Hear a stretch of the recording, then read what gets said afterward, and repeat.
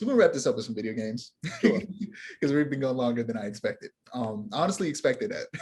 Well, you got to cut a good amount too, so that'll maybe even it out. That might even it out. That always ends up happening. But yeah. So first things first,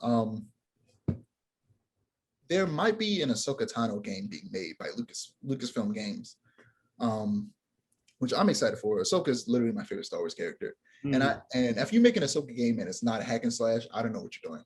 I don't know what you're doing. If you make a game that focuses on a character that uses 2 lightsabers, and the entire game isn't about her using those 2 lightsabers.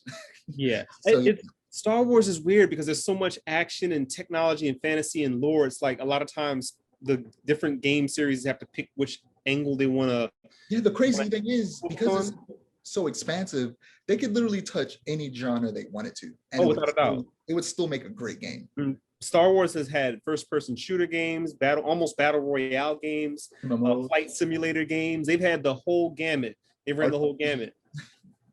Like and they're remaking, was it Knights of the Old Republic? Cannot wait. I'm interested. I'm not big into RPGs, but because it's Star Wars, and I feel like Star Wars lends itself to RPGs much, very similar to like Mass Effect, because it's a world that takes place in space, therefore making it very expansive. You can do almost anything you want. I'd love to see like some people who work on Mass Effect work on this Ahsoka game, because there's just everything in because the Clone Wars, the series, like there's so much like politics and intrigue and we started off being on these people's side, but we landed on this planet and found out that we were wrong about our assumptions about this species of alien, whatever. And it's very dynamic, and like I think as much as I'd love the action, because there's a lot of great action scenes in the Clone Wars leading up to that new final season adaptation that they gave after the fact.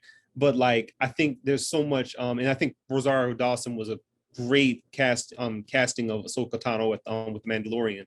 I wouldn't, and Deshaun, you've heard my kind of critique about when they cast like real people's likenesses in video games, but I actually wouldn't mind that if they did that with Rosario Dawson. I feel like they wouldn't, like, especially if they're gonna go with a realistic like art style. They really wouldn't have reason not to do Rosario Dawson unless she's busy. But like, at this point, whenever they do a realistic Ahsoka Tano, it has to be Rosario Dawson. But also, there's a new studio has been made called That's No Moon, which obviously is a reference to Star Wars. Yes.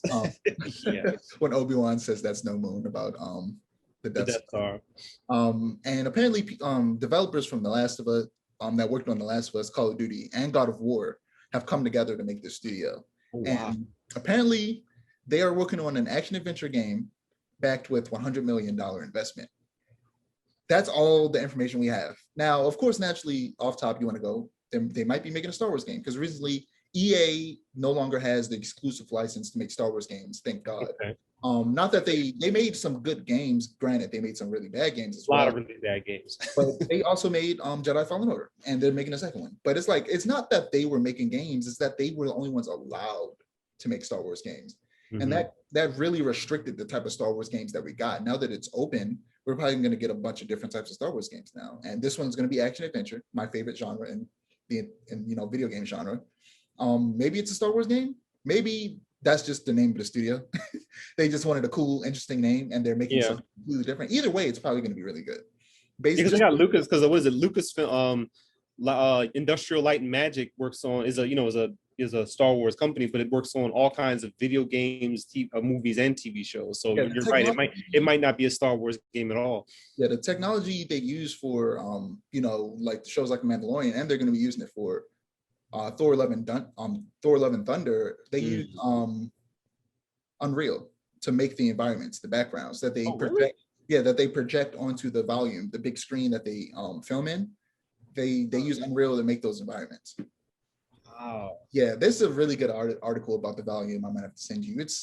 Also, if you have Disney Plus, there's a series called Disney the Gallery, where they talk about how shows are made. And they have they have a whole season dedicated to The Mandalorian, and they have episode focused on the special effects. And they talk about the volume. So if you have Disney Plus and if you've seen Mandalorian, because it might spoil some things, you should check it out.